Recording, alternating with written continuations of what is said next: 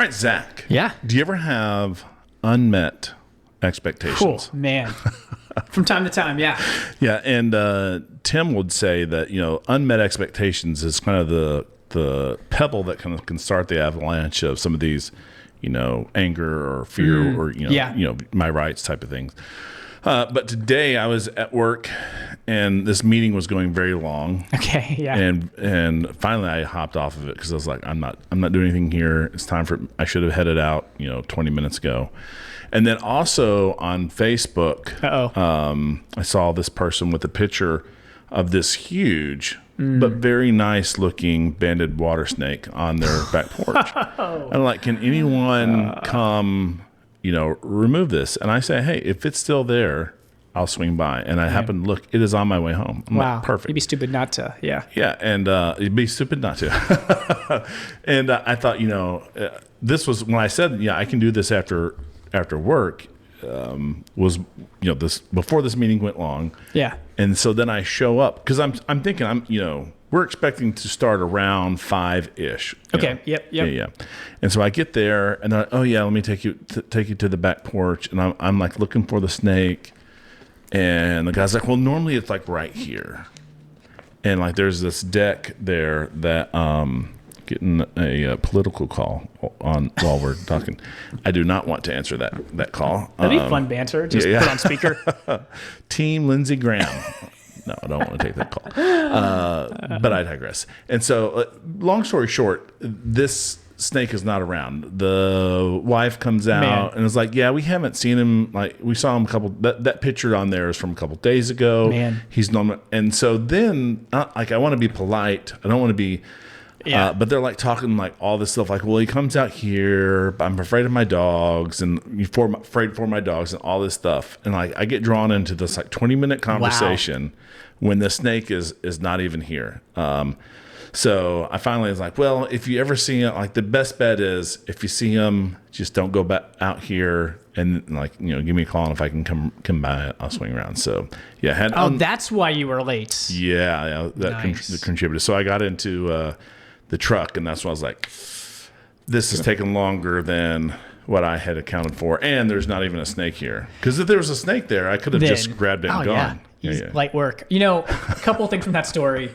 That's how you're going to die. You're going to go to someone's house, you said they have a snake, and they're going to trap you in their basement, and you're just going to be dead. They're going to, If you go missing, I bet it's from a snake relocation call. What's the other thing? Well, that was the main thing. Other thing was, I made a joke. Whenever Michael says can meet you at 5, I already I looked at Leanne. I was like, we got some time. It'll be 5:30. We got time. 5:30, and then he said 5:30. So I was like, knew it. No, it's like I made the joke. It's like Eastern Central Time. There's like Zach Michael time. But you know what? It's consistent. It's consistent. I know what to expect. I know the conversion. Right, how many. It's like you do, and I feel like.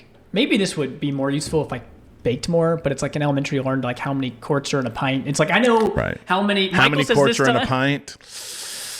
Pints in a quart. Well, you could do a half a quart. I'm just there's saying. A half a quart in a pint. There you I guess go. That's right. Yeah. So you memorize all these things, but you got to do the conversion. Right. So I got the Michael Zach time conversion. Well, we're on our third episode on the books of Ezra and Nehemiah, or the book of Ezra and Nehemiah. I like it. And we just talked about unmet expectations, and our last episode kind of talked about maybe Zerubbabel having some unmet expectations, and perhaps Nehemiah or Ezra. I think we'll be talking about Ezra, right? He's next. Got it. Yeah. He'll have some unmet expectations as well. Yeah, you couldn't frame it better. Unmet expectations. Let's go ahead. Let's jump into it. Let's take it to the next level.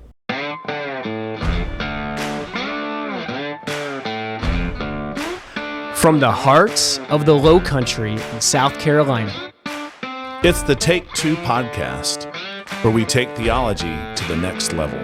Episode 3. Looking at closing out Esther. We're going to jump through... Sorry. You're like, what? I wasn't prepared. Ezra chapters 7 through 10. We heard all about Zerubbabel. Mm-hmm. Now we're on to the next guy. We kind of mentioned 3 movements, 3 different characters with 3 different missions, with 3 different kings, all with opposition, all with mixed results.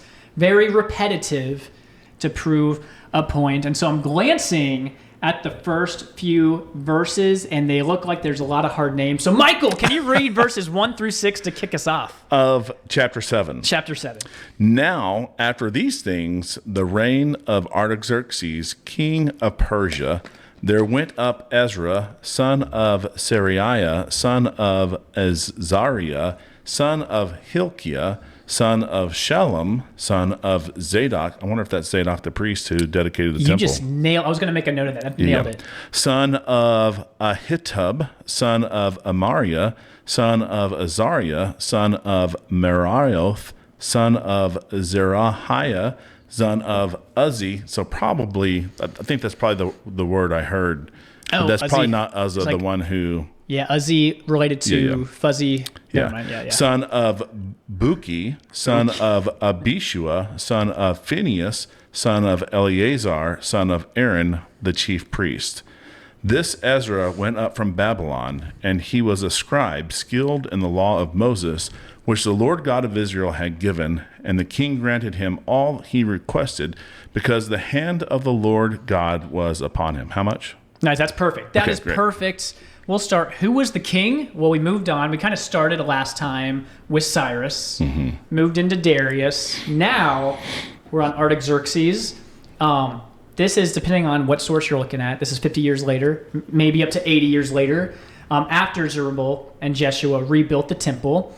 According to the ESV Study Bible, Esther has happened, I think probably closer to here than closer to there. I'm just looking at my notes now, but maybe the same universe. So Esther has happened. That's according to the dates a little bit different, but I think people are making their best guess. That actually makes sense to me because, like I've said before, there's going to be a part in here where it says, and the queen was there when no, that's Nehemiah, isn't it? Nehemiah. So maybe it's different. For the record, I will say ESV Study Bible, I think, places this movement 60 to 80 years after Zerubbabel. The Bible Project places it 50 years. So there's like 30 years that it could go either way. They're trying to figure out the timeline. Yeah, exactly. And so anyway, we know a lot of people are back in Jerusalem. There were waves of people coming back. That first wave, do you remember how many people were in it? There was a lot of people. Yeah. At least 42,000, maybe more if women and children. I don't know how they counted all of this. And then we're introduced to the man of the hour, the man whose namesake is this book, Ezra. And it's probably worthwhile to spend a little time on Ezra because those first 6 verses you read really were all pointing to Ezra, like painstakingly, like saying this guy is a good guy. Also, Ezra probably wrote this scroll, not making any connections there. Moses was the most humble of all the people. Just sliding that in there. But you made this astute observation. I mentioned this last time, but people talk about all this craftsmanship. If you look at this genealogy, it's also very symmetrical. You've got 7 priests before the temple destruction, 7 after, and then right in the middle, Zadok. And that's like on purpose, and it's all building up to establishing this credibility that... So it's chiastic. It's exactly. It's like right there, and it's on purpose. And I think this is the first scribe we're introduced in all of Scripture. And so... this is like where it starts to be a thing around this time. And so you look at the Pharisees and the scribes, Sadducees, like when you think scribe, they're in their mind probably like, I want to be like Ezra. Like Ezra is like the standard. He is the scribe. He brings, Zerubbabel built the temple. Ezra is bringing Torah or bringing worship. He's bringing scripture back to the temple. Because he doesn't build a wall. He doesn't build a temple. He's like just bringing the worship. The people. He's building the people. I love that. Yeah, exactly. And so that's kind of where we get all of this stuff. It looks, you read about scribes and people point to Ezra because he actually carried authority. It wasn't like he was just a copyist. He did write down, he was very familiar with the law, but he actually acted on it. A teacher, and something that probably many really wanted to be. You see the priestly line. Yeah, we mentioned that. And we see, God was with him, blessed him, and granted him like everything he asked. So setting the stage for some pretty big things. Do you want to read verses 7 through 10? Sure. Some of the sons of Israel and some of the priests, the Levites, the singers, the gatekeepers, and the temple servants went up to Jerusalem in the 7th year of King Artaxerxes. He came to Jerusalem in the 5th month, which was in the 7th year of the king. For on the 1st day of the 1st month he began to go up from Babylon. And on the 1st of the 5th month he came to Jerusalem, because the good hand of his God was upon him. For Ezra had set his heart to study the law of the Lord and to practice it, and to teach his statutes and ordinances in Israel. So we're getting an overview of what's going to happen, kind of, and then we're going to get into details, kind of setting the stage. We'll get into specifics later. Also, we can note that it's like over and over, God was with Ezra. We see this kind of thing all over the place. Ezra set his heart to study the law of the Lord. He loved the Torah, set his heart on it, memorized it, obeyed it, taught it. He was so connected in a very important way.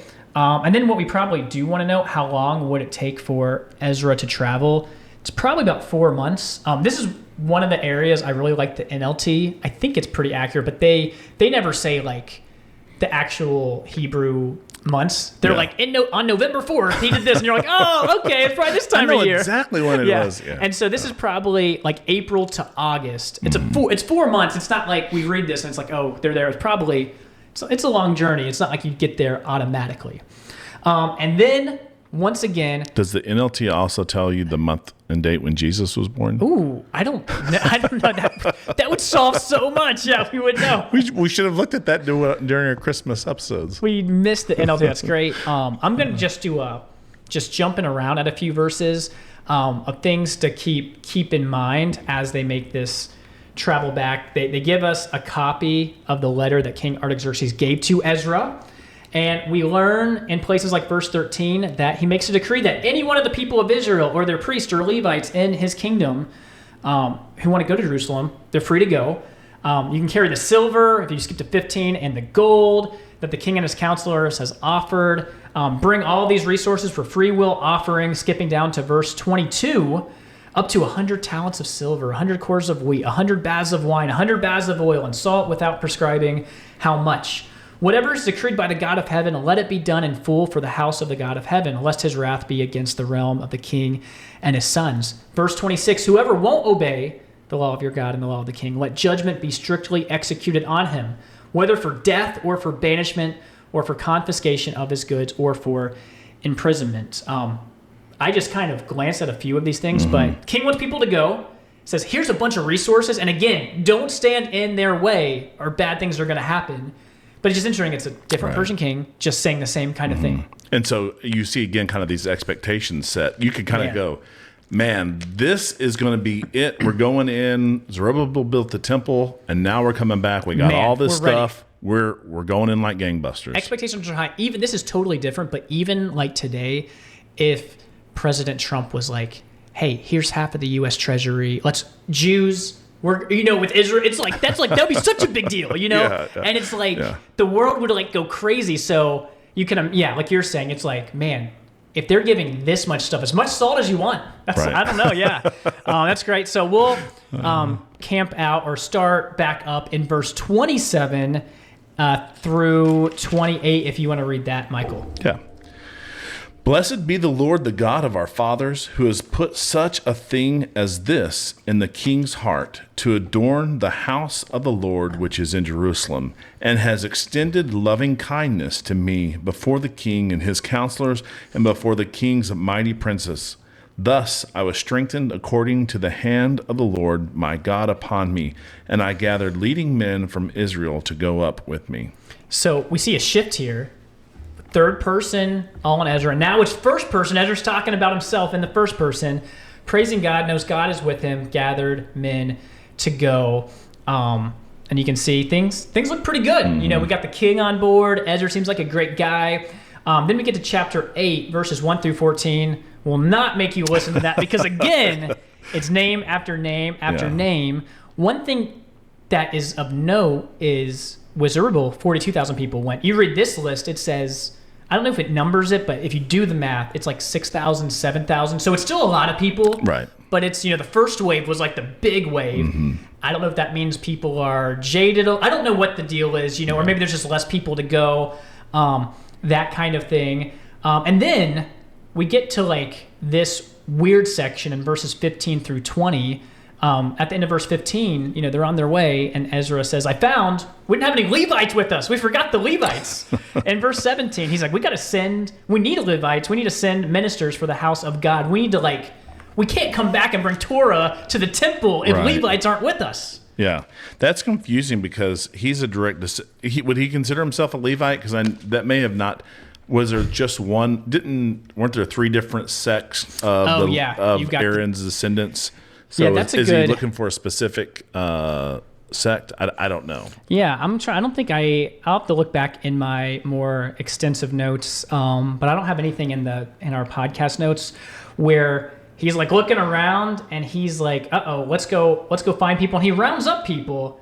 It's still not a ton, but he gets at least some people to come with them because you got to have Levites if you are going to. But that might be worth to, maybe we can look it up. It says 220 of the temple servants whom David and the princes had given for their service of the Levites, all of them designated by name. That's in verse 20. Okay. Yeah. So they get a chunk compared to the 7,000 people or whatever. Yeah. And I think part of this too is, this might not be in this part, but another part, there are some people who are like, they might be saying they're Levites, but it's like you can't prove. It's like they lost. They're saying they're part of this family, but they don't have that record. So it's like, well, we can't really count you for sure in this.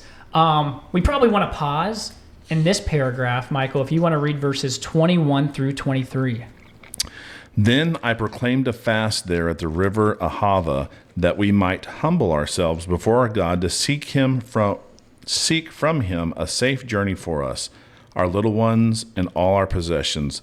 For I was ashamed to request from the king troops and horsemen to protect us from the enemy on the way, because we had said to the king, the hand of our God is favorably disposed to all those who seek him, but his power and his anger are against those who forsake him. So we fasted and sought our God concerning this matter, and he listened to our entreaty. Great. So we see some fasting, some prayer for protection, and the king's like, hey, I got bodyguards. He's like, no. I've been talking a big game about God. Maybe it's a weird look. I'm like, actually, give me those bodyguards. Yeah, no, that's good. And maybe you pick this up. As you read through Ezra and Nehemiah, they're the same, but they're different. Nehemiah, he's going to say, give me all the bodyguards you want. And that's probably the difference between a priest and like a governor. It's like a difference. It's leadership with Nehemiah.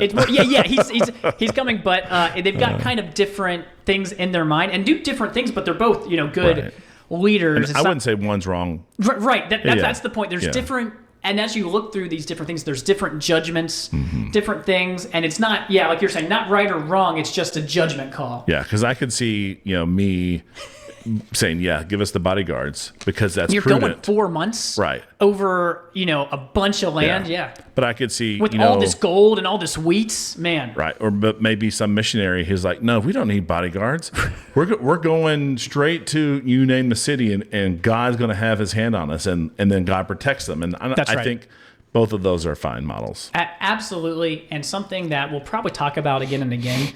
Ezra and Nehemiah, it's one of those places, if you just want to clip out all the different prayers that they pray. There's a lot of great prayers that are, prayers of confession, prayers for the people. Right here, fasted, prayed to God. And it says in verse 23, God listened to us. I like that you kind of get both sides of it. If we continue on in verse 24 through the end of the chapter, a lot of text. I'm just going to summarize. Ezra appointed 12 leaders to guard the treasures, during their trip, even though they weren't taking bodyguards, they had people that are going to watch over this very valuable things. They actually were ambushed, survived an ambush, and made it safely, keeping all the gold and silver intact. Then they offered offerings to God. So again, things seem really, really good. So do you want to take a guess if they stay that way? It's too good. No. Each movement's going to have this good king, leader, and then opposition. Something else maybe we'll highlight as we go throughout. It's interesting. The opposition's all over the place in these stories. There's some from within, from without. It's kind of showing different sides of opposition. And so we're going to get to some, I think, what can be challenging things to deal with about intermarriage. So we've got verses 1 through 5, and maybe we'll have some discussion on intermarriage so we can summarize, or actually, if you just want to read the first 5 verses, it might be good. Now when these things had been completed, the princes approached me, saying, The people of Israel and the priests and the Levites have not separated themselves from the people of the lands, according to their abominations. Those are the Canaanites, the Hittites, the Perizzites, the Jebusites, the Ammonites, the Moabites, the Egyptians, and the Amorites. For they have taken some of their daughters as wives for themselves and for their sons, so that the holy race has intermingled with the peoples of the lands. Indeed, the hands of the princes and the rulers have been foremost in this unfaithfulness. When I heard about this matter, I tore my garment and my robe, and I pulled some of the hair from my head and my beard, and I sat down appalled. Then everyone who trembled at the words of the God of Israel on account of the unfaithfulness of the exiles gathered to me, and I sat appalled until the evening offering. But at the evening offering I rose from my humiliation, even with my garments and my robe torn, and I fell on my knees and stretched out my hands to the Lord my God. Great. We hear the word appalled a lot in there. He's appalled. When was the last time you pulled out your beard because you were so upset at something? You got to be pretty. I don't think I ever have. He's pulling hair from his head, his beard. It's not a good situation. We see, again, Ezra, very familiar with the Torah. He's bringing all these allusions. He talks about this reads straight out like all these people are of these ites and Egyptians. But the Bible Project says, no, these are just people who didn't leave the land. And so, but maybe it's the same. Maybe those are one and the same. When I was looking at this, I think the argument, I think it's unclear in our English translations. I think in the Hebrew, there leaves more work. There's more if it's like, oh, this is an allusion to the Torah. We're repeating the same things that are not direct descendants. But I think it could go either way. It depends on how you're reading it. And it's like in the land, in like the same spot. You know what I mean? Like you just see. So I don't know if it's a literal thing or not because different people say different things. I mean, the people that like the Bible Project, they appeal to the underlying Hebrew is vague or something like that. Yeah, and it's not clear to me that every single one of those people were banished from the land anyways. So anyway, that's right. So maybe those people are hanging around. There might be some. Yeah, exactly. And so we have this situation where there's been marriages. The people have not separated themselves. I think Ezra does a good job of highlighting that they're living with their abominations. It's not necessarily just the marriages. You look back in the ancient Near East, marriage wasn't always because you're in love with someone. A lot of times it was like more for utility, and there's like, arranged treaties, marriage. Economics. Yeah. There's a lot of things that maybe you're trying to embrace and these kind of things. And it's not like it's been totally smooth sailing for the Jews. Like they're probably like, man, they got some resources. I mean, this might be expedient for me. It's been like, we've been like building the city for a long time. It's like not been great. Right. Yeah. And I wonder if, this is in Ezra's mind. He's like, this is why everything's not clicking. I found the sin. Yes, probably. Yeah. That's a good point. He's like, haven't you guys read the Torah? These are the same things that have happened in the past, and we're doing the same thing. We're not being faithful. No wonder things haven't returned to the glory of David's reign. Yeah. And I made this note because I think it's hilarious. Talking about the word of Paul, tore his cloak, his garment. When I was teaching Impact, I said, imagine the scene. What if there's someone you really respected? What if Pastor Danny tore off his sideburns? You would know it'd be a big deal. If I saw Danny tear off his sideburns, I'd be like, what's going on? Whoa. It would be a big thing. Mentions prayer. So, I think critics of Scripture would point to texts like this, among others, and say, man, bunch of racists, these Jews. You know what I mean? That's like the charge that it's like, man, you just can't, marry someone else. I wonder if anyone used this text as a basis for prohibition against interracial marriage. That would be very interesting. Because I'm not even, it's not clear to me that, this is descriptive. I don't know that this is proscriptive or prescriptive. I think that's like nailing it too. Yeah. That's what I wrote down where it's not giving us a pattern to live by. Because Paul would say some stuff that's different. But of course, it's New Covenant versus Old Covenant, so it's hard to judge the different Ezra's times. Operating off of the Torah like pretty strictly. It's like you almost can't blame him necessarily, and it is more complicated where it is mixed up with practices where I can see people like truly racists using this to be like, well, those cultures, you know what I mean? And like ascribing some sin, which might be true, right? But it's like you're trying to conflate everything to prove your points.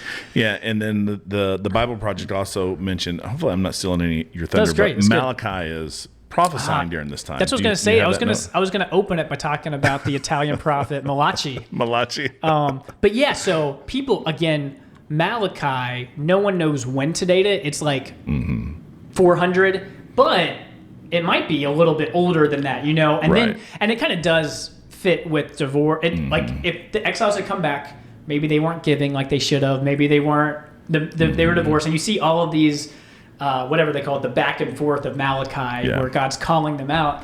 Kind of makes sense that it would be during this time. But Malachi says, God says, I hate divorce, and now, and so people look at that. I think, and maybe the Bible Project said this too. There's like, it might be the Malachi criticizing Ezra's actions, a little bit, or I don't know, or anyway. Or maybe this happened and they thought divorce is nothing, and so now they have a low view of marriage after that. You just don't know. We're not given all those details. But I love that you brought Malachi into it, because it's yet another it's like all this stuff is going on at the same time.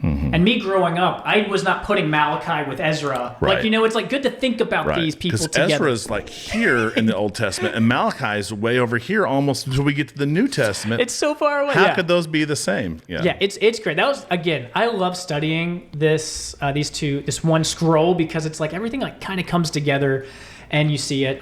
Let's look at Ezra's response. I'll read some of this. This is kind of he's appalled, and then he prays, and he says, "Oh my God, I am ashamed and blush to lift my face to you, my God, for our iniquities have risen higher than our heads, and our guilt has mounted up to the heavens. From the days of our fathers to this day, we have been in great guilt." Something I'll pause here. Something you'll see is a lot of times he's recounting all of Israel's history over and over and over again to show you that this is not just, it's like this is a pattern in the people.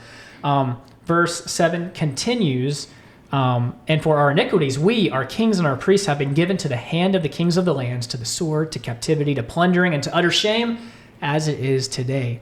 But now for a brief moment, favor has been shown by the Lord our God to leave us a remnant and to give us a secure hold within his holy place, that our God may brighten our eyes and grant us a little reviving in our slavery, for we are slaves, yet our God has not forsaken us in our slavery, but has extended us to a steadfast love before the kings of Persia, to grant us some reviving, to set up the house of our God, to repair its ruins, and to give us protection in Judea and Jerusalem. And again, another like great prayer, humility, confession. We don't really have, Ezra did not partake in this intermarriage, in this sin, but he's asking forgiveness. Like he's including himself. He's like, I'm part of the people. It's this intercessory prayer. Yep, corporate intercession. It's great. And then he praises God for his mercy. And he goes on to say, we've forsaken your commandments. Their abominations and uncleanliness is everywhere. Evil deeds, great guilts. Are we going to continue to break commandments, intermarry with people who practice these sins?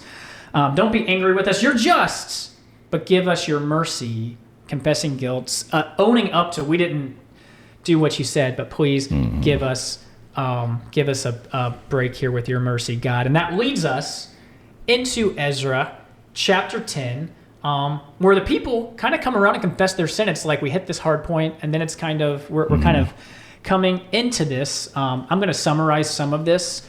We see men, women, children, they're gathered, and the people are weeping bitterly.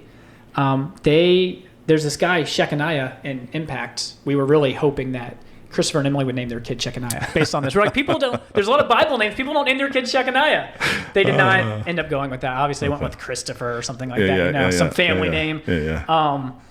He basically said, we've broken faith with God. We've married foreign women, but now there is hope. Therefore, let's make a covenant with God and divorce these wives and children. This sounds rough to push the children away too. It does seem rough. According to the counsel of my Lord and those who tremble at the commandments of our God, let it be done according to the law. Ezra listens to Shechaniah, says, you make some good points. Let's do it. And so we see a lot of different things. I think the point of this is we see repentance and godly sorrow, that they are broken over this. And then some of the leaders come together. Shechaniah has this solution, which, again, like you're saying, maybe the new covenant, maybe Paul's. You may be telling people in 1 Peter 3 and 1 Corinthians 7, like, you don't have to divorce your spouse. Maybe you can win them over, that kind of thing. Right. but different time. I think it's hard to grasp what culture was like and that kind of thing. And you made the good point. It's like, old covenant versus new covenant. The new covenant is a better covenant. You know what I mean? Yeah. That's great. Anything else on that before we continue on in chapter 10?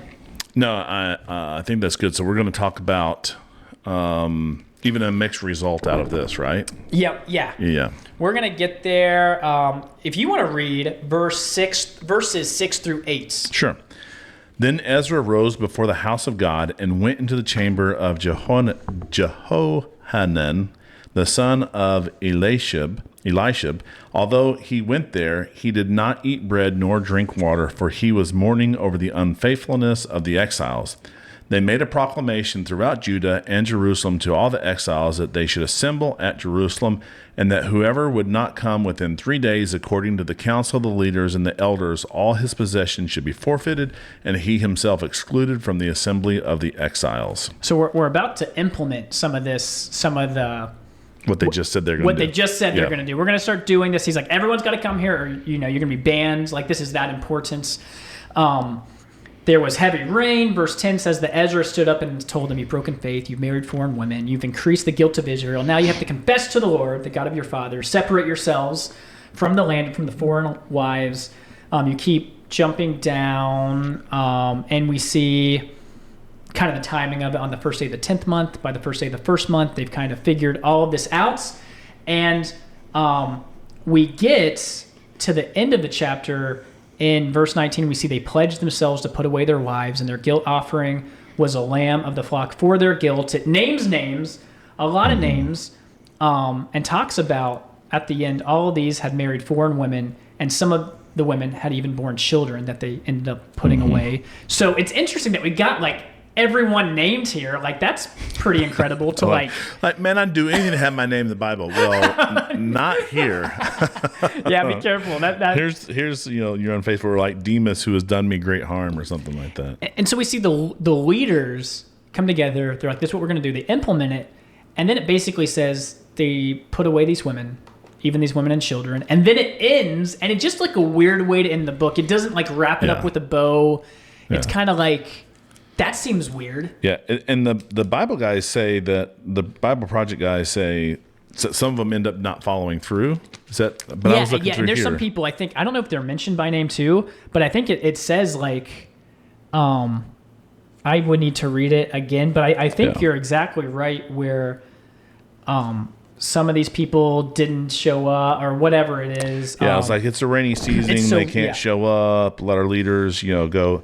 And so I think there's somewhat of a mixed response. So again, that there's this expectation that everyone's going to kind of really be on the up and up, and then we don't really fall through with what we say we're going to do.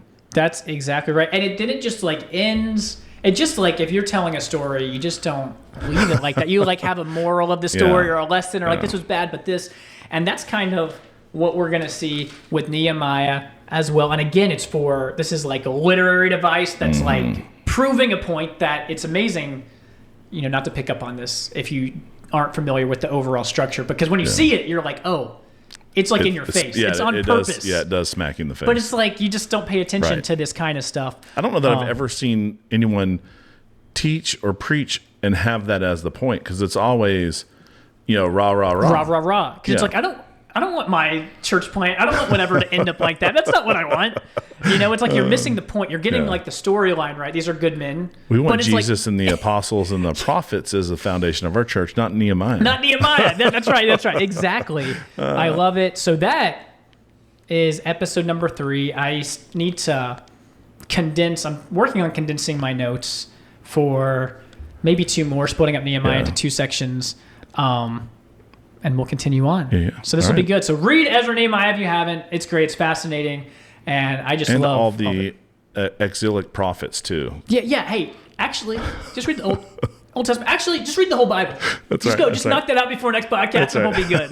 Then you'll know everything. Then when we apply it to Jesus, it's great. We bring you'll be good. That's great. Well, thanks for hanging in there, because I think it's one of those things. There's a lot going on, and even if you don't grasp it all, it's just amazing to see all these things kind of connect. So anyway, that's our take. Thanks for listening to Take 2. Find us wherever you find podcasts and on YouTube for those who want to watch our videocast.